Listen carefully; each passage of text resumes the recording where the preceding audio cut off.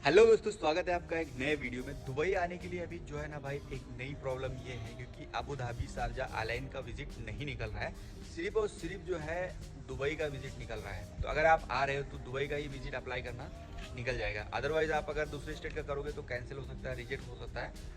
और ये हुआ इसलिए है क्योंकि बहुत से लोग यहाँ पे आते हैं विजिट लेके, और वो विजिट खलास होने के बाद वापस नहीं जाते हैं। जैसे कि वो काम करने आते हैं भाई, बहुत से लोग हैं और बहुत ज़्यादा लोग हैं कि जो काम की तलाश में दुबई आते हैं, और बहुत ही लोग हैं जो घूमने के लिए आते हैं। तो जो घूमने के लिए आते हैं वो वापस चले जाते हैं, लेकिन जो काम करने के लिए आते हैं ना भाई, वो वापस नहीं जाते हैं। उनको काम मिलता है या नहीं मिलता है, उनको स्पॉन्सर नहीं मिलता है, काम नहीं मिलता है, उनका विजिट खलास हो जाता है, तो वो यहीं पे स्टे कर जाते हैं, इनलीगली काम करने लग जाते हैं। कोई भी काम मिलेगा, कम सैलरी है या कुछ भी है, तो वो एडजस्ट करके काम करने लगते हैं। तो इस वजह से यहाँ पे जो है लाखों की तादाद में अभी ऐसे लोग हैं जो बिना वीज़ा के काम कर रहे हैं। तो इस वजह से अभी 3-4 स्टेट में दुबई का जो है विजिट वीज़ा बंद कर दिया गया है कुछ दिनों के लिए। अभी ये जब कुछ लोग कम होंगे या कम आना होगा तब ये विजिट फिर से चालू हो जाएगा।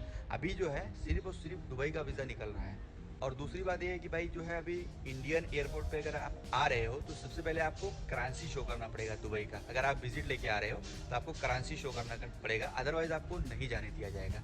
पहले जो सिस्टम ये नहीं था, पहले था तो आपके पास विजिट होना चाहिए, टिकट होना चाहिए, होटल बुकिंग होना चाहिए, रिटर्न टिकट होना चाहिए, आप इजीली चले जाओगे। ठीक है, आपको करेंसी शो करने की कोई ज़रूरत नहीं थी। लेकिन अभी इसी वजह से ये ऐड किया गया है क्योंकि लोग बहुत से आते हैं जो वापस नहीं जाते हैं, सोचते हैं कि भाई मेरा वीज़ा नहीं लगा है, काम नहीं मिला है, लेकिन हम बिना वीज़ा के खली बली में काम करेंगे। और ऐसे लोग करते हैं जो थोड़ा सैलरी कम रहता है, रिस्क रहता है वापस जाने का, लेकिन लोग काम करते हैं। अगर वो डिपोर्ट हो भी जाएंगे तो वापस आने के लिए उनको नहीं चलेगा। 3-4 साल 5 साल यहाँ की गवर्नमेंट उनको ब्लैक लिस्ट में डाल देती है।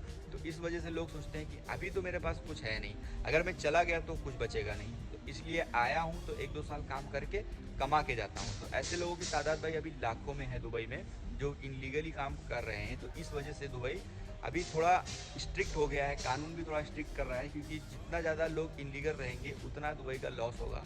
तो इस वजह से ऐसा स्टेप लिया जा रहा है। कुछ दिनों के बाद जो है सब कंट्री का, सब स्टेट का वीज़ा चालू कर देगा। लेकिन अगर दुबई आना है भाई तो सबसे बेस्ट वीज़ा जो है ना, विजिट वीज़ा, वो अबू धाबी का है। आप अबू धाबी का वीज़ा निकालो और शारजा एयरलाइन आप इजीली काम ढूंढ के लगा सकते हो। लेकिन अगर आप दुबई का विजिट निकालोगे ना तो जाहिर सी बात है दुबई में ही आपको ढूंढना पड़ेगा, बाहर आप जाके काम नहीं कर पाओगे।